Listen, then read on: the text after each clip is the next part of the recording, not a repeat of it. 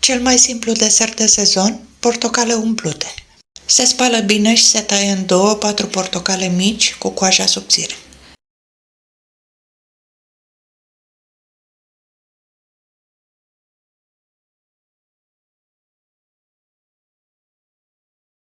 Se scoate miezul cu ajutorul unei lingurițe, în așa fel încât jumătățile de coajă de portocală să rămână întregi.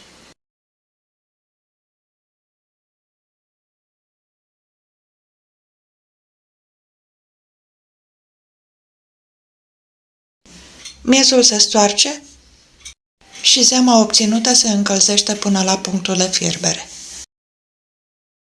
Se îndulcește cu 2 lingurițe de zahăr, dar îl puteți omite dacă vreți, și se amestecă cu o linguriță de gelatină care a fost hidratată în 3 linguri de apă.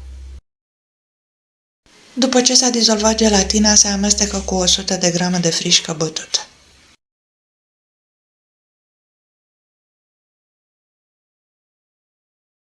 Se toarnă compoziția în jumătățile de coajă de portocală și se dă la rece pentru cel puțin 4 ore.